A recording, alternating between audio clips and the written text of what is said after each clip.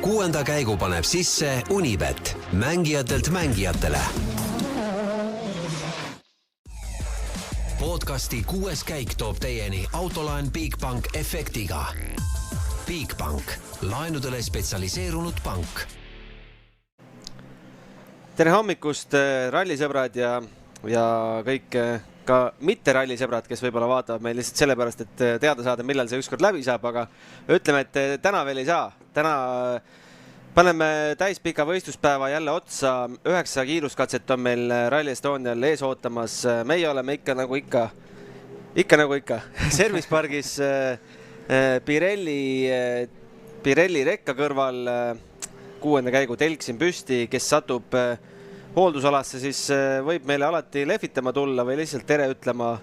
Kõik variandid on lubatud ja tuletan meelde, et meil saab tegelikult kirjutada aadressil 6kaik@delfi.ee. Hakkasin Gmail juba ütlema. Pean ütlema, et üks ilusamaid kontorisse tulekuid on see ERMi juurde tulek. Mitte küll, et mulle meeldiks see vaade, mis siit avaneb, aga mina tulen sealt Räpina maantee poolt ja siis Roosi tänavalt pööran üles paremale ja siis, kui hakkab see ERM paisma ja see tagurpidi maja, see on lihtsalt nagu mõisaparki sõidaks kuskile. Ja siis jalutad läbi selle muuseumi, viskad muumiale high five. Ja... Ma just tahtsin öelda, et mitu päeva kõnnid muumiast mööda, et iga päev ei ole sellist kontorisse minekut. Sa käid ikka seal nurga taga vaatamas? No iga kord ikka tuleb see põige sisse teha sealt tagant. Aga Roland, sina elad meil rohkem kesklinnas, siis mis eile õhtul toimus? Mis ma ütlen, Rüütli tänaval on hotell ja ega rahvas naudib. Ma siis seal voodis pean pidu nendega koos, kuulan, mis nad räägivad ja mis nad teevad ja mida head joovad. Miilevat oli kosta? Kusjuures ei olnud. Ma kuulsin neid rohkem lällejaid Rüütli tänaval. Muusikat ei kuulnudki. Ma ööbisin Wimbledoni tenniseturniiri ajal Hyde Pargi kõrval. Hyde Pargis oli kontserteid põõrasegu, siis läksin magama niimoodi, et Rolling Stones laulis aknast sisse. Mul ei olnud Rolling Stones ja mul ei olnud Alika Miilevat ka, nii et mul olid rallisõbrad või lihtsalt Tartu noored, ma ei tea, kes. Nii, igatahes täna siis 9 kiiruskatset, neist esimene algab juba õige pea, kell 9.03, Elva kiiruskatse, kõik Martin Järveoja fännid on raja ääres. Huvitav, kui lähedal Martin Järveoja kodu katsele on? Hea küsimus. Viktoriini küsimus võiks olla. Ma ei ole Martin Järveoja kodus käinud Elvas, nii et ma täpselt ei tea, aga ilmselt äkki kaugel ei ole või? Sussides saad tulla. Sussides võiks kohale tulla. Aga hetke seisu loeme ka ette. Kalle Rovampera juhtimas siis rallit Elvin Evansi ees 11,7 sekundiga. Ott Tänak jääb liidrist maha 44,3 ja Evansist maha 32,6. Nii, sealt tagant on tulemas kiire must hobune Esa-Pekka lappi. 21,6 sekundit hingab Otile kuklasse ja Neville omakorda jääb lappist maha 7 sekundiga kõigest. 6., 7., 8. on Formeau, Katsuta, Greensmith, siis tuleb Lube ja siis 10. kohal juba Mikkelsen. On siin selline võistluspaar, mida see eriti täna jälgiks? Otti lappi ma julgeks tegelikult öelda. Jaa, ma arvaks ka, aga tahaks ka tegelikult näha, mis Neville taga teeb, et ju 7 sekundit ainult lappist taga, et kas ta pigem see hoog hakkab raugema siin või suudab veel tõusta, et eile viimase katsega tegi sellise, võiks öelda comebacki, et ta sai korraliku ajakirja ja teistel oli palju jama, nii et natuke päästis enda olukorrast, et vaatame, mis hooga ta täna jätkab. Pigem ei panustaks Neville'i peale, et see paar ilmselt venib sealt piisavalt pikaks ära, et asja ei saa. Aga tegelikult ju Katsuta ja Formeau, et ma arvan, et eilse päeva kokkuvõttes võib öelda, et Katsuta oli kindlasti paremas oos kui Formeau. Kõigest 2,8 sekundit meeste vahel. Jaa, just. Et see paar on kindlasti, mida võiks jälgida, et selliseid paar-kolm paari seal ma arvan on, mis võib olla huvitav küll. Kui sündmusti rohkeks me tänast päeva ennustame, arvestades, et see ekstreemne katse oli siis eilne 9. katse? Ma ei tea, ma pole ausalt ilmateadet vaadanud, aga kui ilm selliseks jääb. Kui ilm mingit nalja ei tee, siis ega siis ta on selline tüüpiline Rally Estonia, et kiired teed, teised ringid rööpas, ilmselt rehvi purunemisi näeme, kas siis eesotsas või seal tagantpoolt tulijatele, aga kindlasti midagi seal toimub. Aga üldiselt ma arvan, mingit sellist draamat, nagu me eile õhtul nägime, siis ei tohiks tulla. No Pirelli saatis juba eile õhtul oma selle kohustusliku pressiteate ära, kus siis Testoni ütles, et meie pehme rehv osutus uskumatult vastupidavaks. Tahaks teada, mis tunnetega Egon Kaur seda meil luges, et uskumatult vastupidavad rehvid? Ma arvan, et ma sain umbes samasuguse vastuse 2020 aasta Rally Estoniat, kui mul läks 4 rehvi kätki. Ja siis ma läksin Pirelli käest küsima, et kuulge, et mis toimub, siis mul öeldi ka, et kuulge, et rehvid on ikka väga head tegelikult ju. Viga on sinu sõidustiilis? Põhimõtteliselt viga on kivides või ma ei tea milles. Eesti teedes on viga. Mis me nüüd tahtsime öelda? Kuulame ära Ott Tänaku intervjuu eile Peep Pahvile, sest see tuli täpselt meie saate ajal ja ei jõudnud seda eile õhtul kuulata. Aga siin on nüüd Ott Tänaku mõtteid 3 minutit. Ott Tänak avapäeva lõpuks 3. koht, aga ikkagi see pani sind viimase kiiruskatse lõpus ironiseerima olukorra üle, et kuidas sa ise seda päeva kokku võtad? Jah, eks ütleme, et see viimane katse võib-olla võtabki hästi päeva kokku, et kogu päev oligi selline, nagu see viimane katse oli, et eks lõpuks ütleme, et ilma vastu ei saa keegi ja ilm on nagu on, aga jah, üleüldiselt ikkagi pigem keeruline päev, et eks ta ma ei oska öelda, kas ta tuska valmistab, aga kindlasti pettumust, et ikkagi Eestis võiks vähemalt suuta veel kiiresti sõita, aga kui siin ka ei suuda, siis on ikka keeruline. No, ralli ülekandest ilmselt enamus nägid, mis selle õhutoruga seal juhtus, aga oskad sa nagu seletada, et kuidas, millest see sealt ära kukkus või mis olukorras see oli? Miks ta sealt ära kukkus, ei oska öelda, aga jah, ta tuli siis nii-öelda sealt ühendusest lahti ja enam klaasi peale ei puhunud, et aga ütleme, et lõpuks see ilm oli seal nii palju hull, et kas nägid või ei näinud, võib-olla oligi lihtsam, kui ei näinud, kuhu läks. Ja kuidas sa üldse orienteerusid, et teleekraanit oli näha, et ega praktiliselt midagi näha ei olnud, võib-olla seda alt servast natuke rohututte paistis, et mille järgi te Martiniga sõistis üks olukorras? Näidikute järgi. Aga mingi väljavade sul oli või sa ikka tajusid kuidagi, oled sa tee peal või kus sa oled? Ja ei, ma midagi tajusin jah, et pikalt ette ei näinud, aga paar 50 meetrit nägi ette küll, et täitsa kinni õnneks ei läinud. Kas seda vahejuhtumit võib võrrelda kuidagi selle eelmise ralli käigugangi äratulekuga või see on kuidagi sümptomaatiline, et mingid asjad juhtuvad? Ei, eks jah, asju võiks muidugi vähem juhtuda, aga ütleme, et täna see õnneks juhtus nii hullu katse peal, et ma arvan, et sellepärast me liiga palju aega ei kaotanud, et see väga hull stressi ei ole, et pigem on mure sellepärast, et saaks kuidagi tempo peale siis, kui klaas on puhas ja näeb, kuhu minna, et hetkel ütleme, et isegi kui näeks, siis kiirust ikka ei ole. No me siin lõunapausi ka rääkisime sellest, et auto ei ole võib-olla päris õiges konditsioonis, et kas sa vaheajal proovisid seal midagi sättida või see sättimine ikkagi ei õnnestunud nii hästi, kui oleks soovinud? Eks see sättimine jah, juba sõna kui selline kõlab natuke lihtsalt, et jah, ega me üksi seal ei säti, et eks kogu meeskond ikkagi üritab leida suundasid, aga rallil nii-öelda leida järgmist taset, see tavaliselt niisama naljalt ei juhtu, et eks see kõik, ütleme, et kui suurt pilti vaadata, siis hakkab juba ammu aega tagasi, kus meil täna need piirangud on ja ega meil täna muud varikut ei ole, kui õppida omad järeldused teha ja üritada ikkagi leida neid variante, kuidas edasi liikuda. Et eks me tegelikult teame, kus meie kiirus on, aga lihtsalt tuleb leida lahendused, kuidas nii-öelda asjad teoks teha.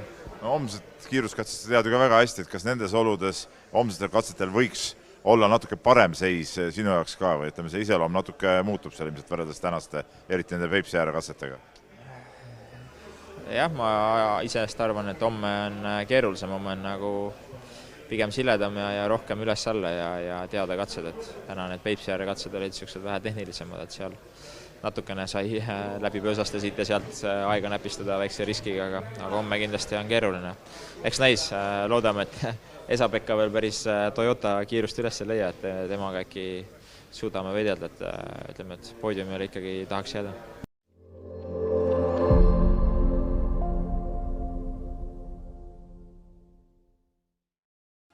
spordile lisab hoogu Unibet TV, kus saad aastas tasuta vaadata ligemale 100 000 võistlust otseülekandena. Unibet, mängijatelt mängijatele. No nii, tagasi otsestuudios.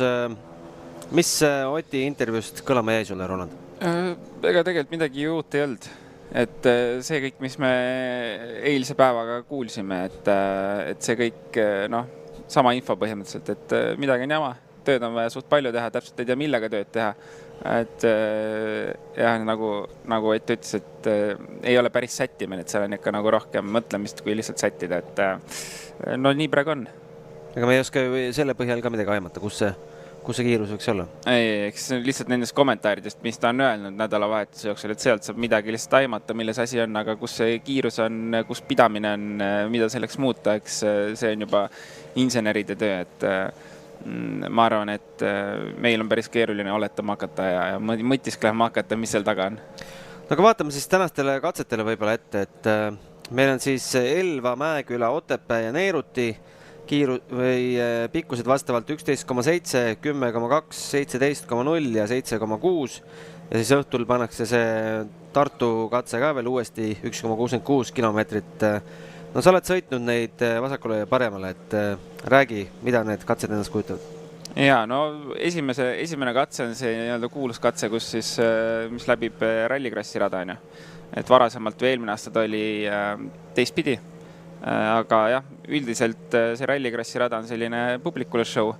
Ma olen seal PlayStationil mängib muuses. Ja, ma ise ei ole, aga ma nägin gameplay'd. Ma loodan, et ei olnud sinu gameplay. Et sellist aega sul ei ole ilmselt. Aga jah, tegelikult katse peal endal on selliseid päris mitmeid selliseid mahapöördeid või junctioneid kitsast osa, aga tegelikult on ka päris palju sirget seal metsa vahel, puude vahel, et tegelikult nagu Ott ütles, et kui need sellised keerulisemad katsed olid eile ära, et siis täna läheb nagu raskeks, et kuskilt aega võtta ja tegelikult nii ongi, et need on nii teada tuntud katsed kõik, et ja kiired ja sellist nüanssi päris sees ei ole nagu eile, et keeruline püüda, aga SS11 eelmine aasta oli ka teistpidi katse Arula nime all, et ma arvan, et enamus katsest või üle poole veits on suht sama, et seal mingid elementi on juurde lisatud ja tegelikult kõikide teiste katsetega on sama lugu, et sama on Otepääga, et osa on sama, väike lõik on jälle kuskilt juurde lisatud ja Neeruti samamoodi, et üldpilt on tegelikult kõigile teada tuntud, mis katsed on. Jah, nüüd on väiksed lisakilomeetrid kuskilt juurde pandud või ümber keeratud, et suur pilt sama ja kiired, katset iseloomu ka üpriski sarnane kõigile. No see sama Pirelli boss seal pressiteates ütles, et Neeruti katse võib olla see, mis rohkem rehvi sööb. Mis seal siis erilist on? Eks ta ilmselt mõttes pinnast, ma arvan, selle all ja sellist kitsast tehnilist osa, et terve tee on, kogu Neeruti katse on selline suht tehniline ikkagi ja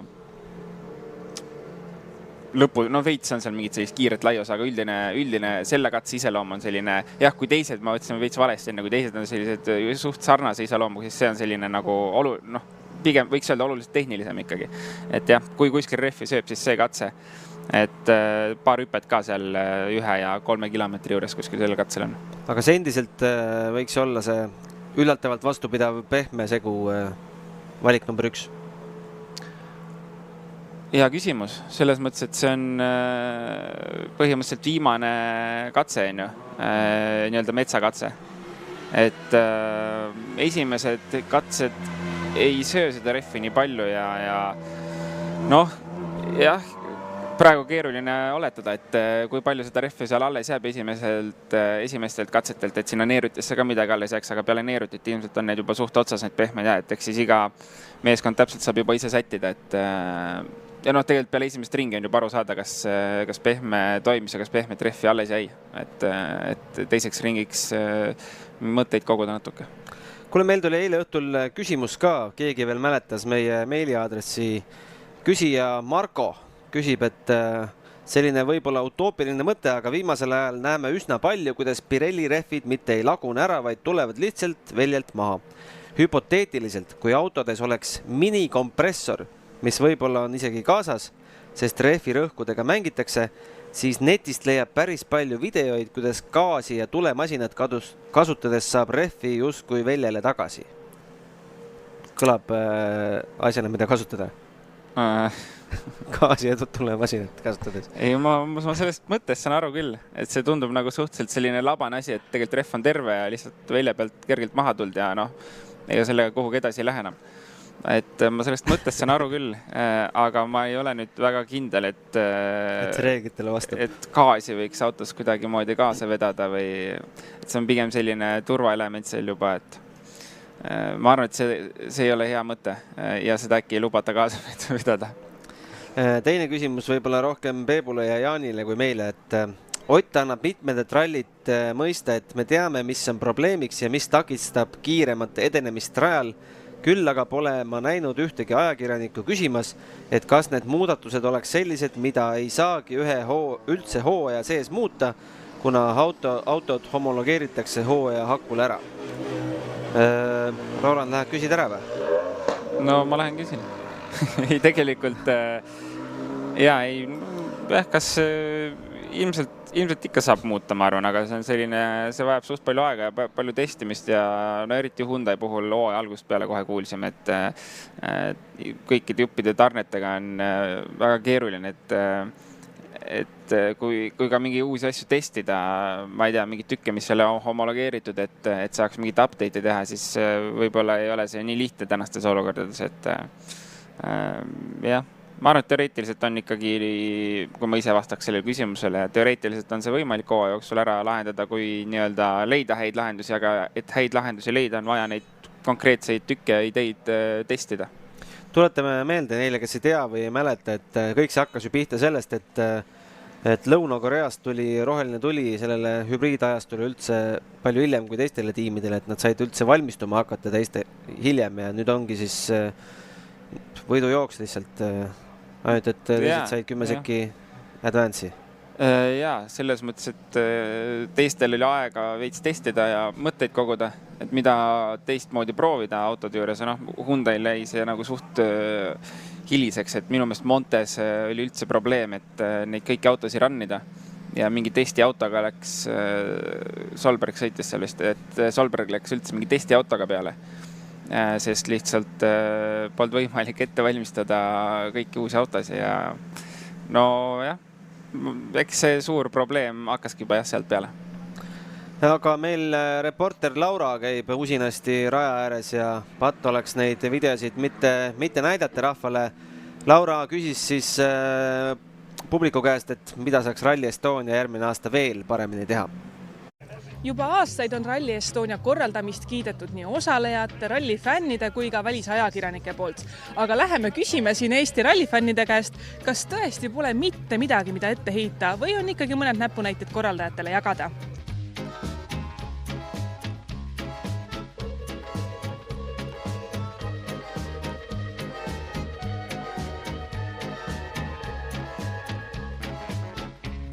No kas on Rally Estonia korraldajatele mingit nõu anda? Kas saab veel seda rallit paremaks teha?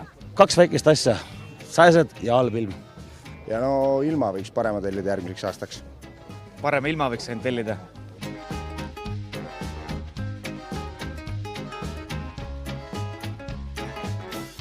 Samamoodi edasi ja kõik on kõige paremas korras. Isegi ilm ei sega? Ei, ilm on ju suurepärane. See on ju Eesti suvi.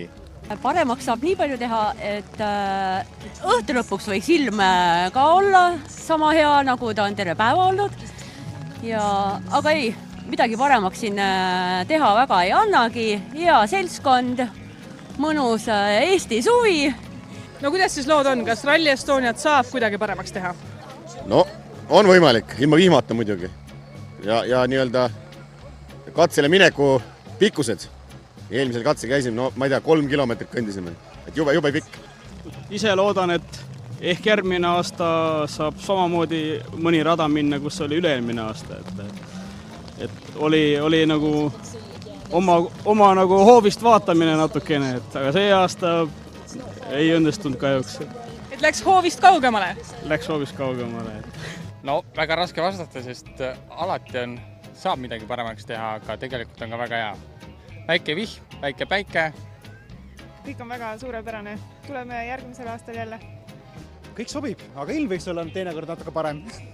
Väike vihje siis Rally Estonia korraldajatele, et järgmisel aastal tuleks eelarvereale lisada ka väike pisku ilmataadile, sest nagu näha, on mul igaks juhuks isegi 2 vihmavarju kaasas.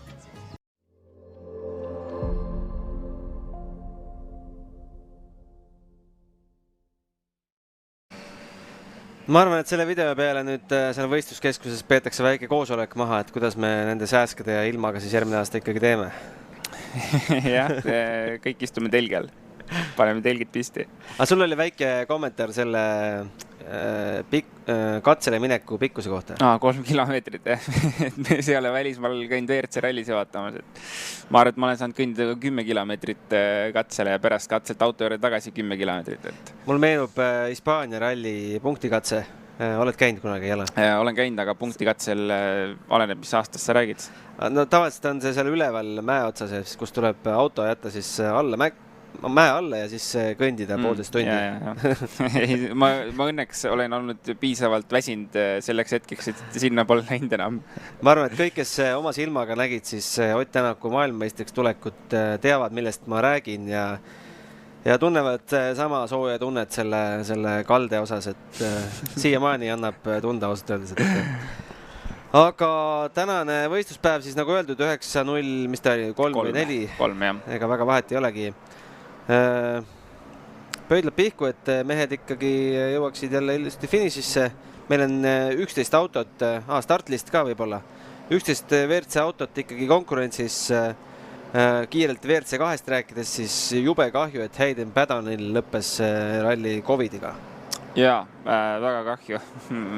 Jah, ei oskagi midagi öelda. Aga müts maha, et ise läks testima ja ise tundis, et ei ole kõige paremas olukorras. Jah, väga mõistlik tegu oli, sest Soome ralli ootab ju ukse ees, et pole mõtet kogu meeskonda ka seal nakatada. No, siin on hea karantiinis istuda kindlasti. Greg Priin siis läheb teed puhastama, Oliver Solberg tema järel, Pierre-Louis Loubet 3. Gus Greensmith 4. Katsuta 5, Formeau 6, Neuville 7, Lappi 8, Tänak 9. Kuidas hindame 9. stardipositsiooni? Ideaalne? Ma arvan, et väga hea. Esimest ringi kindlasti väga hea sõita. Evans 10. ja Rovanpera siis 11. Vaatame, kas Kaur ka läheb. Jaa, Kaur 19, Linnamäe 22, Gregor Jeets 25, 26 kohe Priit Koik. Nii et kui WRC masinad on rajalt läbi käinud, siis ei tasu kohe järgmisele katsele põigata, vaid seal autosid on veel tulemas.